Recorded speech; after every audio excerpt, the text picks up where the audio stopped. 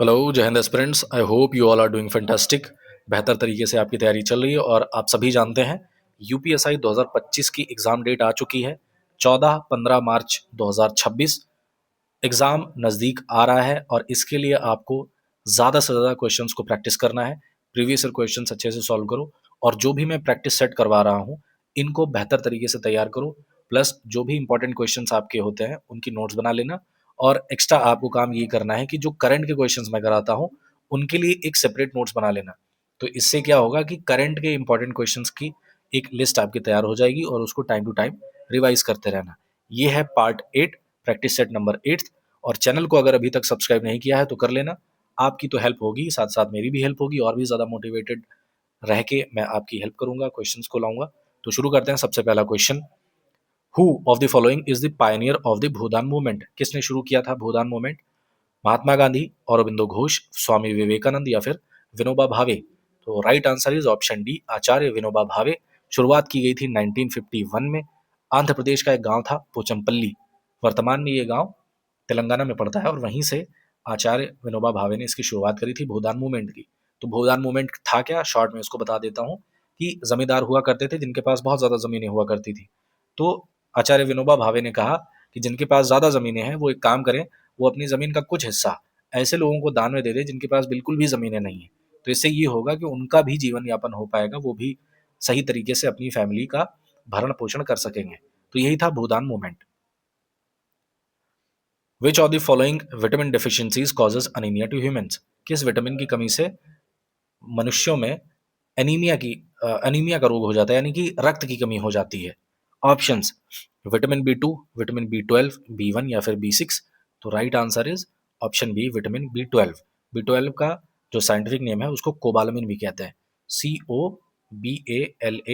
COBALAMINE, cobalamin. बाकी के जो विटामिन लिखे हैं इनका साइंटिफिक नाम क्या है? जैसे बी 2 को राइबोफ्लेविन कहा जाता है, बी 1 को कहते हैं थायामीन और बी 6 को कहते हैं pyridoxine. Which article of the Indian constitution directs the state to protect and improve the environment? किस आर्टिकल में कहा गया है कि स्टेट की रिस्पॉन्सिबिलिटी है कि वो इन्वायरमेंट को प्रोटेक्ट करेगा और इम्प्रूव करेगा? ऑप्शंस है 43A, 39, 48A या फिर आर्टिकल 44। तो इसका सही आंसर है ऑप्शन सी, आर्टिकल 48A में कहा गया है स्टेट की रिस्पॉन्सिबिलिटी है कि इन्वायरमेंट की रक्षा करे और उसको इम्प्रूव करे। 43A में क्या है? Participation of workers in management of industries. 39 में क्या है? Equal pay for equal work, मतलब दो व्यक्ति हैं, एक काम कर रहे हैं और ऐसा नहीं है कि दोनों में से अलग अलग पैसा दिया जा रहा है। जैसे एक कोई काम है और उसको दो लोग कर रहे हैं, तो ऐसा नहीं है कि एक आदमी को ज़्यादा पैसे दे दिया, एक को कम पैसे दे दिया। काम बराबर है तो उसके लिए जो पैसा दिया जाएगा वो भी बराबर का ही दिया जाए। ठीक। आर्टिकल 44 में यूनिफॉर्म सिविल कोड आता है, ये तो आप सबको पता है। With reference to 7th schedule of the Indian Constitution, the subject infectious or contagious disease is a part of। तो 7वीं अनुसूची है, 3 लिस्ट आती हैं, यूनियन लिस्ट, स्टेट लिस्ट और कॉन्करेंट लिस्ट।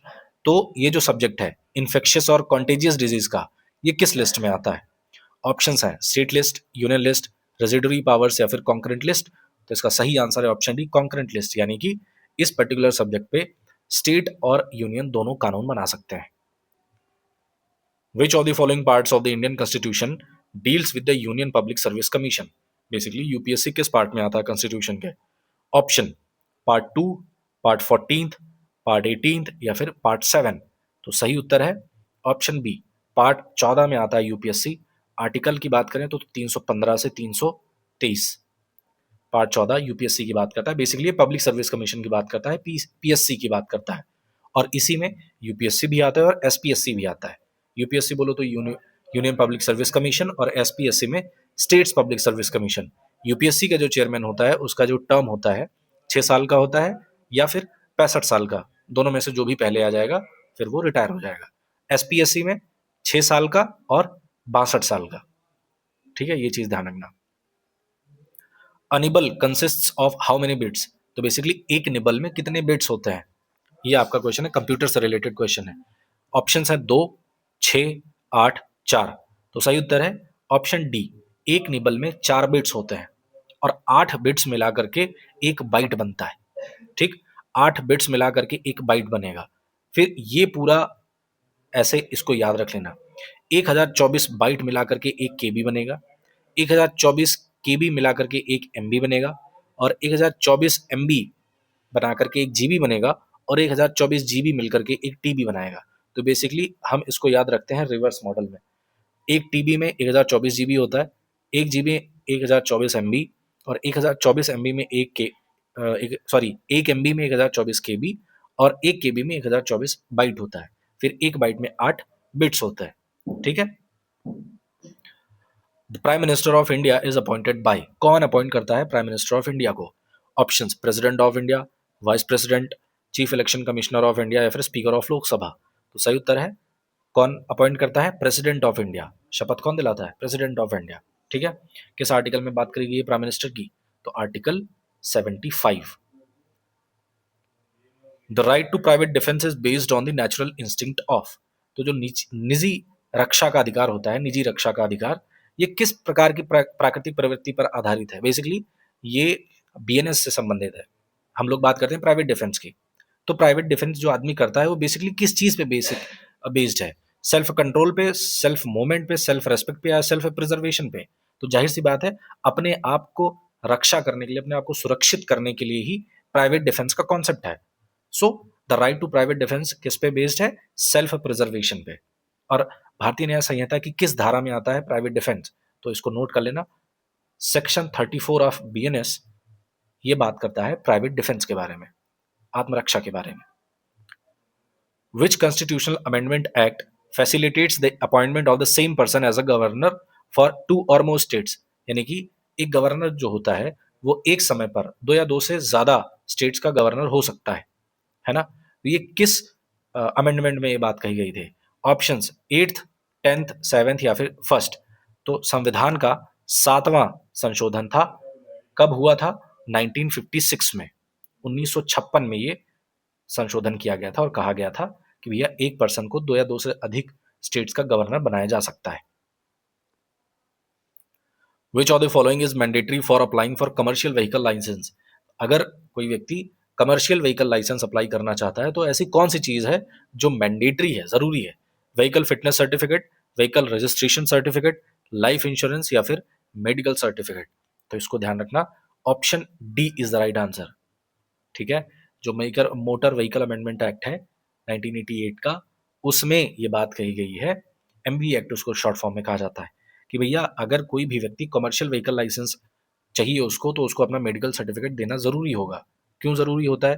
भैया आप मान लो बस चलाने जा रहे हो, उसमें पैसेंजर बैठेंगे, ठीक है, 10 लोग बैठेंगे, 15 लोग बैठेंगे, 20 लोग बैठेंगे, और अगर आप मेडिकली फिट ही नहीं है तो आपकी वजह से बाकी के पैसेंजर्स की जान खतरे में है। तो इस वजह से कमर्शियल जो लाइसेंस होता है उसके लिए मेडिकल सर्टिफिकेट जरूरी होता है। नेक्स्ट क्वेश्चन है, in the population history of India which decades are referred to as the period of population explosion? Basically ऐसा कौन सा डिकेड था, ऐसा कौन सा दशक था जिसमें पॉपुलेशन बहुत तेजी से बढ़ी थी? ऑप्शन है 1921 टू 51, 1901 से 1921, 1981 से 2011, या फिर 1951 से 1981। तो इसका सही उत्तर है ऑप्शन डी, 1951 से 1981 का जो दशक रहा है, that was decade of population explosion. बहुत तेजी से पॉपुलेशन बढ़ी थी। ठीक। इससे रिलेटेड कुछ, जैसे अगर पॉपुलेशन की बात चल रही है तो यहाँ पे एक कॉन्सेप्ट आ जाता है सेंसस का। कई बार क्वेश्चन में पूछता है सेंसस जो है ये किस लिस्ट में आता है? तो ध्यान रखना, ये यूनियन लिस्ट का सब्जेक्ट है। पहली बार सेंसस कब हुआ था? 1881 में हुआ था। और पहला कास्ट सेंसस कब हुआ था? 1931 में हुआ था। और जब 1931 में पहला कास्ट सेंसस हुआ था, उसमें वायसरॉय कौन था? इरविन था। ठीक। अगला प्रश्न, who is the highest law officer in India? Bharat में हाईएस्ट लॉ ऑफिसर कौन होता है? Attorney general of India, chief justice of Supreme court, central vigilance commissioner, या फिर सॉलिसिटर जनरल ऑफ इंडिया? तो सही उत्तर है option A, AG of India, या भारत का महान्यायवादी जो होता है, भारत का हाईएस्ट लॉ ऑफिसर होता है। किस आर्टिकल में? तो आर्टिकल 76। वर्तमान में कौन है? Are Venkataramani. ठीक। Where was the first imperial forest school inaugurated in British India? तो कहाँ पे हुआ था? देहरादून में हुआ था, गंगटोक, नैनीताल, या फिर शिमला? तो सही उत्तर है ऑप्शन ए। आप लोगों ने इसके बारे में सुना भी होगा, बस दूसरे नाम से सुना है। एक्चुअली में शुरुआत में तो ये इंपीरियल फॉरेस्ट स्कूल हुआ करता था ब्रिटिश इंडिया के टाइम पे, है ना? 1878 में इसकी स्थापना हुई थी। फिर क्या हुआ, 1906 आया। 1906 में इसका नाम बदल दिया गया इंपीरियल फॉरेस्ट रिसर्च इंस्टीट्यूट, और वर्तमान में इसको कहते हैं forest research institute. Short form में इसको एफआरआई कहा जाता है। बहुत बहुत खूबसूरत कैंपस है, कभी मौका मिले विजिट जरूर करें। In which of the following years Uttar Pradesh right to free and compulsory education rules was implemented? किस साल में आया था ये कानून? कौन सा? UP right to free and compulsory education. Options हैं 2014, 2010, 2011 या फिर 2005। तो इसका सही उत्तर है ऑप्शन सी, 2011 में 27 जुलाई 2011 को ये कानून आया था। In which year the 73rd constitutional amendment act was enacted by the parliament of India? किस साल में 73वां संवैधानिक संशोधन आया था? तो किस साल में आया था? ऑप्शन है 1996, 2005, 1986 या फिर 1992। तो सही उत्तर है ऑप्शन डी, 1992 में आया था। और इसी संवैधानिक संशोधन के जरिए एक नया पार्ट ऐड किया गया था, पार्ट 9 और 11वां शेड्यूल। किस बारे में बात करता है? तो पंचायती राज के बारे में बात करता है। ठीक है, पंचायतों के बारे में बात करता है। तो पूछे कौन से संवैधानिक संशोधन के जरिए पंचायती राज ऐड किया गया था? तो 73rd। Which Mughal emperor was associated with Thomas Roe with the issue of an imperial farman? तो आपको याद है एक ब्रिटिश था थॉमस रो, वो आया था। और उस समय मुगल शासक कौन था? तो ऑप्शंस में देखें, शाहजहां, बहादुर शाह, हुमायूं या फिर जहांगीर। तो सही उत्तर है ऑप्शन डी, जहांगीर। तो जहांगीर के दरबार में आया, उसने कहा कि सर फरमान दे दो, हम व्यापार करना चाहते हैं, ऐसे तो हमें कोई एंट्री देगा नहीं, आप एक एक स्लिप काट के दे दो कि भैया आपकी जब वहाँ पे मोहर देखेंगे तो हम व्यापार कर पाएंगे, वही फरमान था। तो जहांगीर ने फरमान बाद में दे दिया था, कहा ठीक है भाई जाओ व्यापार वगैरह करो, इनको कोई रोकेगा नहीं। Basically that was Thomas Roe. Options I mean questions हैं असर्शन और रीजन का। असर्शन क्या कह रहा है? All human rights are universal, indivisible and interdependent and inter related. तो जो ह्यूमन राइट्स हैं वो यूनिवर्सल हैं, सार्वभौमिक हैं, अविभाज्य हैं और अन्योन्याश्रित और परस्पर संबंधित है, एक दूसरे पर इंटरडिपेंडेंट है और यूनिवर्सल है। यानी कि अगर इंडिया में जो ह्यूमन राइट्स हैं वही पाकिस्तान में भी उन्हीं की बात की जाएगी, ईरान में भी उन्हीं की बात की जाएगी। वो अलग की बात है कि ह्यूमन राइट्स जो हैं वो पाकिस्तान में क्या ही बचे हैं लोगों के, वो अलग की बात है। लेकिन जो राइट एक तरीके से अगर कानून की बात करेंगे तो कानून जो है वो एक ही है, यूनिवर्सल है। अब उसको कौन सा देश कितना फॉलो कर रहा है वो अलग का मैटर है।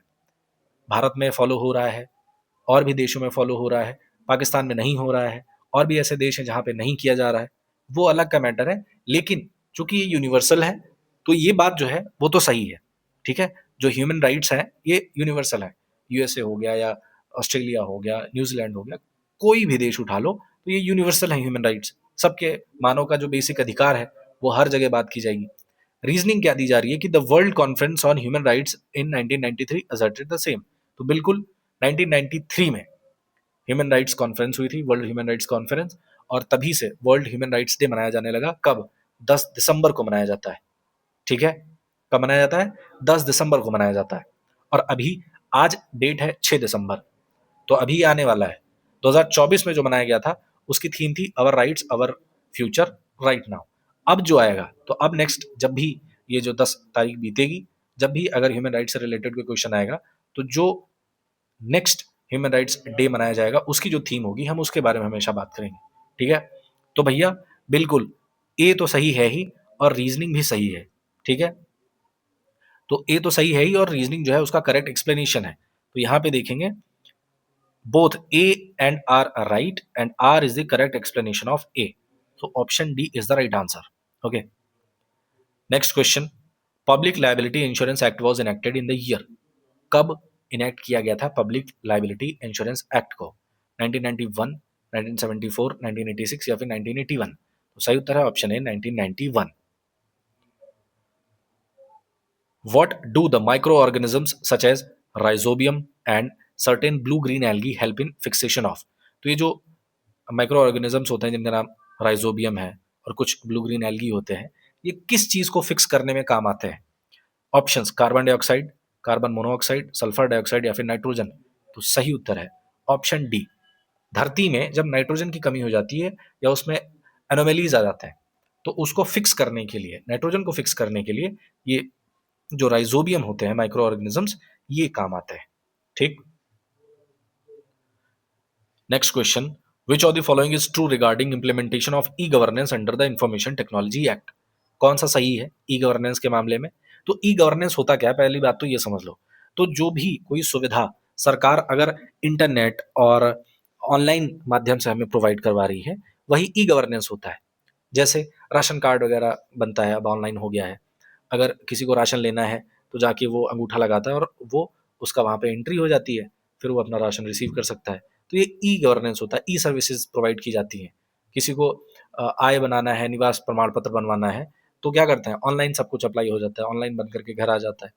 ठीक है, ये सारी ई गवर्नेंस के अंतर्गत आते हैं, यानी कि इलेक्ट्रॉनिक माध्यम से जो भी सुविधा सरकार जनता को दे रही है। अब इसी से संबंधित कुछ सेंटेंसेस, जैसे a person has a right to insist on e governance, यानी कि ये कह रहा है एक व्यक्ति को अधिकार है कि वो सरकार पर दबाव बना सकता है कि भैया हमें ई गवर्नेंस के माध्यम से ही सुविधा लेनी है। क्या ये सही है? फिर दूसरा, the government has discretion in opting for e governance, तो कह रहा है कि सरकार को इसका पूरा खुला छूट है कि सरकार अपने हिसाब से सोचेगी कि उसको ई गवर्नेंस रखना है कि नहीं रखना है। फिर तीसरा है, no one has the right to insist e governance, कि किसी के पास भी अधिकार नहीं है कि सरकार को फोर्स करे कि भैया आपको ई गवर्नेंस करना ही करना है। तो इनमें से कौन सा सही है? तो ध्यान रखना, पहली बात, किसी व्यक्ति के पास अधिकार नहीं है कि वो सरकार को जोर जबरदस्ती करे कि भैया हमको ये सुविधा ई गवर्नेंस से ही लेनी है, हमको ऑनलाइन ही करवाओ, ऐसा नहीं है। तो पहला जो है वो गलत हो जाता है। ठीक है। दूसरा, कि सरकार के पास ही ये पावर है कि वो अपने हिसाब से सोच सकती है उसको ई गवर्नेंस करना है कि नहीं करना है, तो बिल्कुल दूसरा सही है। तीसरा, जैसा कि मैंने बताया, इसी का यही बात है, इसी का उल्टा है, यानी कि किसी के पास भी अधिकार नहीं होता कि वो सरकार को फोर्स करे, इंसिस्ट करे कि भैया आप जो है ई गवर्नेंस ही दो। तो ये तीसरा भी सही है। सो ऑप्शन कौन सा? Option D is the right answer. केवल 2 और 3 सही है ना? आप सरकार से नहीं कह सकते कि नहीं नहीं हमें मैं जो है अपना आय प्रमाण पत्र ऑनलाइन नहीं बनवाऊंगा, आप मुझे ऑफलाइन बनवाना है, ऑफलाइन बनवा के दो। ऐसा नहीं होता। सरकार अगर ऑनलाइन दे रही है तो ऑनलाइन आपको बनवाना पड़ेगा। अगर सरकार कह रही है ऑनलाइन इसकी सुविधा नहीं होगी, आपको ऑफलाइन बनवाना है, आप तहसील जाओ, वहां से जाकर के बनवाओ, तो आप ऑफलाइन ही बनवाओगे। एक और उदाहरण दो कि जैसे अब यहाँ पे आपने आय प्रमाण पत्र बनवा लिया, ठीक है, आपने ऑनलाइन बनवा लिया, लेकिन आपको अगर जाति प्रमाण पत्र बनवाना है तो वो तहसील से बनता है, उसके लिए जाना पड़ेगा, बनवाना पड़ेगा। ईडब्ल्यूएस वगैरह होता है, वो भी जैसे ईडब्ल्यूएस है, हाँ, ईडब्ल्यूएस अगर बनवाना है तो उसके लिए आपको तहसील जाना पड़ेगा। ईडब्ल्यूएस ऑनलाइन नहीं अप्लाई होता। तो आप ये नहीं कह सकते कि आपने आय प्रमाण पत्र तो ऑनलाइन बनवा दिया, अब हमें ईडब्ल्यूएस भी ऑनलाइन बनवाओ, तो सरकार कहेगी नहीं नहीं, ईडब्ल्यूएस आपको तहसील से ही बनवाना पड़ेगा ऑफलाइन जा करके। तो आप जोर जबरदस्ती नहीं कर सकते ई गवर्नेंस के लिए सरकार पे। बेसिकली ये कहने का मतलब है। ठीक है, आई होप ये क्वेश्चन क्लियर हो गया होगा। अगला प्रश्न है, who was the first Indian selected to the seat of president of United Nations general assembly. तो ये यूएनजीए की जो प्रेसिडेंट की सीट है, पहला भारतीय कौन था जो कि उस सीट के लिए सेलेक्ट हुआ था? जेबी कृपलानी, जवाहरलाल नेहरू, डॉक्टर राजेंद्र प्रसाद या फिर मिसेस विजय लक्ष्मी पंडित। तो सही उत्तर है ऑप्शन डी, मिसेस विजय लक्ष्मी पंडित ही थी जो पहली बार जिनको इस चीज के लिए सेलेक्ट किया गया था। ठीक है, वर्तमान में कौन है? तो Annalena Baerbock. Next question, the legal maxim नेसेसिtas पब्लिका मेजोर एस्ट क्वाम प्राइवेटा, इसका क्या मतलब होता है? तो भैया इसका, private necessity is greater than the public necessity, private necessity is not essential for consideration, public necessity is greater than the private necessity, या फिर both public and private necessity should be treated equally. तो इसका सही answer है option सी, यानी कि public आवश्यकता, सार्वजनिक आवश्यकता निजी आवश्यकता से अधिक महत्वपूर्ण है। हमें अपने पर्सनल से ज्यादा, निजी आवश्यकता से ज्यादा पब्लिक आवश्यकता के बारे में सोचना है, सार्वजनिक आवश्यकता के बारे में। अब इसको सॉल्व करने का आसान तरीका बताऊं, नेसेसिटास पब्लिका मेजर एस्ट क्वाम प्राइवेटा।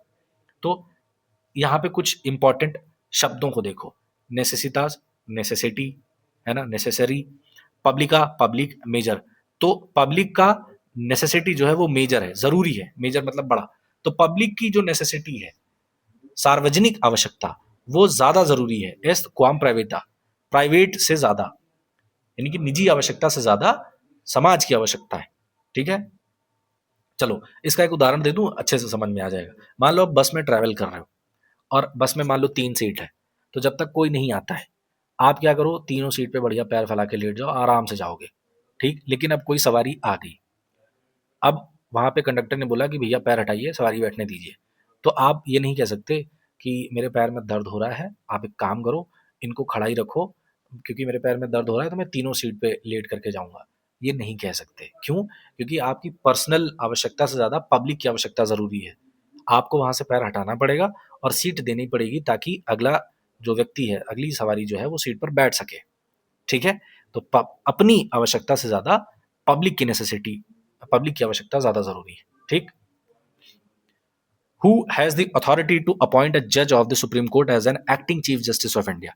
किसके पास अथॉरिटी होती है कि वो एक जज को acting chief justice of India के तौर पे अपॉइंट कर सकता है? Option, the prime minister of India, president of India, chief justice of Supreme Court, या फिर president of India, vice president of India. ठीक है, तो सही उत्तर है option B, president of India के पास ये अधिकार होता है। और किस आर्टिकल में होता है? तो आर्टिकल 126 में ये कहा गया है कि एक्टिंग चीफ जस्टिस जो होगा वो प्रेसिडेंट के द्वारा अपॉइंट किया जाएगा। ठीक, Uttar Pradesh zamindari abolition and land reforms act was passed in which of the following years? कब पास किया गया था ये एक्ट? 1948, 1950, 1960 या फिर 1975? तो इसका सही उत्तर है ऑप्शन बी 1950। लेकिन ध्यान रखना, लागू हुआ था ये 1952 में। ठीक है, इसको ध्यान रखना, ये इनेक्ट हुआ था 1950 में, लेकिन लागू हुआ था 1952 में। इसका इसका ध्यान रखना। Who moved the historic objectives resolution in the Constituent Assembly on 13 दिसंबर 1946? किसने इसको कंस्टिट्यूएंट असेंबली में लाया था? कौन लेके आया था ऑब्जेक्टिव रेजोल्यूशन को? Option, Jawaharlal Nehru, M N Roy, Sardar Vallabh Bhai Patel या महात्मा गांधी? सही उत्तर है ऑप्शन ए, जवाहरलाल नेहरू। यही ऑब्जेक्टिव रेजोल्यूशन जो है बाद में हमारा प्रियम्बल बना। ठीक है, और डेट भी याद रख लेना, 13 दिसंबर 1946 को ही ऑब्जेक्टिव रेजोल्यूशन कंस्टिट्यूएंट असेंबली में लाया गया था। विच of the following is an example of natural terrestrial ecosystem? तो इनमें से कौन सा एग्जाम्पल है किसका? प्राकृतिक स्थलीय पारिस्थितिकी तंत्र का। तो इसको बहुत ही आसान है इस क्वेश्चन को सॉल्व करना। एक्वेरियम जल जीवशाला है, झील जो होता है वो भी पानी का है, ग्रासलैंड और ओशन, ओशन भी पानी से संबंधित है। तो स्थल से रिलेटेड एक ही है ग्रासलैंड, घास के मैदान जो होते हैं वो टेरेस्ट्रियल इकोसिस्टम है। Option C is the right answer.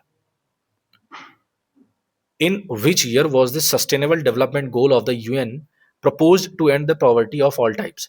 Basically ये कह रहा है कि ये जो एसडीजी का मामला है, ठीक है, ये इसका टारगेट क्या है कि किस साल में ये गरीबी को खत्म कर देगा?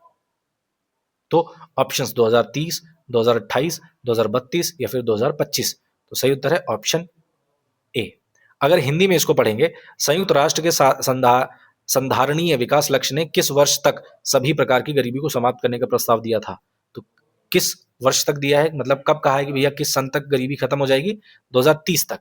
लेकिन इंग्लिश में जो है वो दूसरा क्वेश्चन है, ये थोड़ा सा कंफ्यूज करने वाला क्वेश्चन है, गलत हो गया ये।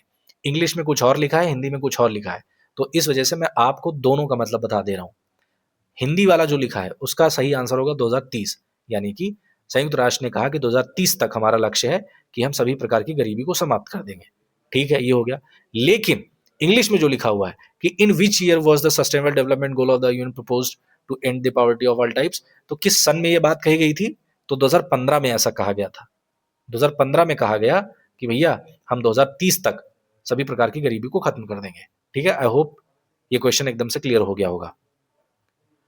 Which article of the Indian Constitution grants protection against double jeopardy? Double jeopardy क्या होता है पहले ये तो समझो। डबल जेopardy ये होता है कि एक ही गुनाह के लिए दो बार किसी को सजा नहीं दी जा सकती। ठीक है, ये होता है डबल जेopardy।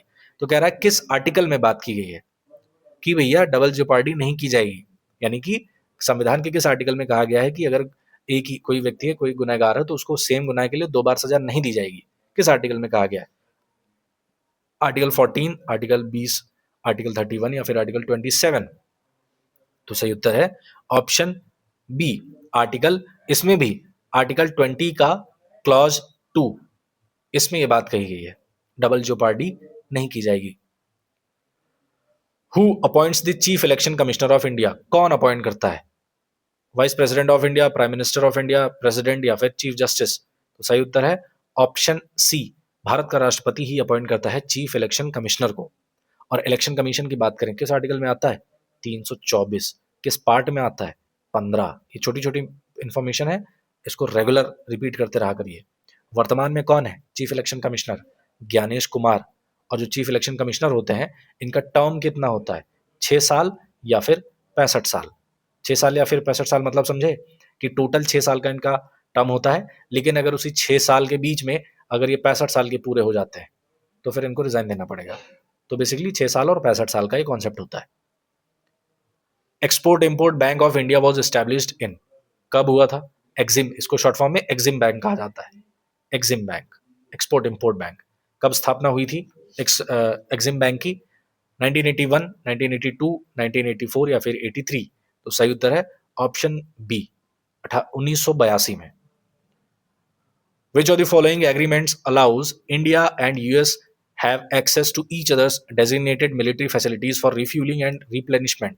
ऐसा कौन सा एग्रीमेंट है जिसमें ये बात कही गई है कि भारत और यूएसए जरूरत के समय पे एक दूसरे की मिलिट्री फैसिलिटीज को यूज कर सकते हैं रिफ्यूलिंग वगैरह करने के लिए, मतलब मान लो कोई जेट है, ठीक है, वो कहीं जा रहा है और यूएसए के ऊपर से भारत का जेट उड़ रहा है और उसमें तेल खत्म होने वाला है, फ्यूल खत्म होने वाला है, तो भारत और यूएसए के बीच में ऐसा एग्रीमेंट है कि वहां पे उनकी मिलिट्री फैसिलिटी में लैंड करके भारत का वो जेट फ्यूल वगैरह रिफ्यूल वगैरह कर सकता है, और सेम चीज यूएस भी कर सकता है इंडिया में। तो ये भैया किस एग्रीमेंट के तहत ये बात है? जी सोमिया, E2EE, लिमोआ या फिर कॉमकासा? इन सारे एग्रीमेंट्स के बारे में मैंने आपको ऑलरेडी वीडियो में बता दिया है। फिलहाल इस क्वेश्चन का आंसर है ऑप्शन सी, लिमोआ। लिमोआ का मतलब ही होता है logistics exchange memorandum of agreement. ठीक है, कब साइन किया गया था? 2016 में, भारत और यूएसए के बीच में। What is a centrally located distinct spherical structure within a cell is called? Cell के अंदर ये जो डिस्टिंक्ट स्फेरिकल स्ट्रक्चर होता है, इसका क्या नाम है? स्टोमेटा, साइटोप्लाज्म, न्यूक्लियस या फिर सेल मेम्ब्रेन? तो सही उत्तर है ऑप्शन सी, न्यूक्लियस। इसकी खोज करी थी किसने? रॉबर्ट ब्राउन ने। कब? 1831 में। ठीक। The penalty imposed by the central information commission में एक्सटेंड टू? तो सेंट्रल इंफॉर्मेशन कमीशन जो है, सेंट्रल इंफॉर्मेशन कमीशन, ये पेनल्टी लगा सकता है किसके ऊपर? जो पीआईओ होता है, पब्लिक इंफॉर्मेशन ऑफिसर। अगर उसको कोई काम दिया गया और उसने सही समय पे अगर इंफॉर्मेशन नहीं प्रोवाइड कराई तो कितना जुर्माना लगाया जा सकता है उस ऑफिसर पे? तो ऑप्शंस है 250 रुपए, 20,000 रुपए, 25,000 रुपए या फिर 30,000 रुपए। तो सही उत्तर है ऑप्शन सी, 25,000 रुपए तक का जुर्माना लगाया जा सकता है उस ऑफिसर पे। Which schedule of the Indian Constitution contains provisions regarding anti-defection? दल बदल विरोधी कानून से संबंधित किस शेड्यूल में बात की गई है? ये 12 शेड्यूल है, मैंने आपको ऑलरेडी याद करने का तरीका बता दिया है, अच्छे से पढ़ लेना, इसके पहले वीडियो में कई बार डिस्कस कर चुका हूं। इसमें फिलहाल इस क्वेश्चन का आंसर क्या होगा? Option A 10th schedule, 4th schedule, 9th schedule या फिर 7th शेड्यूल? तो right answer is option A 10th schedule. 10वीं अनुसूची में बात करी गई है। और 10वीं अनुसूची कब ऐड की गई थी? संविधान का 52वां संशोधन था, कब? 1985, उसके तहत इसको ऐड किया गया था। I hope this is clear. Next question, provisions of the national security act 1980 was upheld by a 5 जज bench of the supreme court in case of? किस केस में, सुप्रीम कोर्ट को किस केस में इस पर्टिकुलर चीज की बात कही थी? 1980 का एनएसए था, नेशनल सिक्योरिटी एक्ट, 5 जजेस की बेंच थी, ठीक है। इस तो वो कौन सा एक्ट केस था? ठीक है, A K Roy versus Union of India, Kharak Singh versus state of UP, Ahmad Noor Mohammad Bhati versus state of Gujarat या फिर सुनील बत्रा वर्सेस दिल्ली एडमिनिस्ट्रेशन? सही उत्तर है option A K Roy versus Union of India. इस केस में जो राष्ट्रीय सुरक्षा अधिनियम 1980 के प्रावधान है, इनके बारे में बात की गई थी।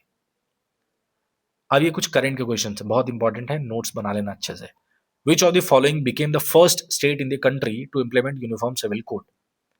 कौन सा ऐसा राज्य है जो पहला राज्य बना यूसीसी लागू करने वाला? हिमाचल प्रदेश, उत्तराखंड, हरियाणा या फिर राजस्थान? तो सही उत्तर है ऑप्शन बी, उत्तराखंड। ठीक।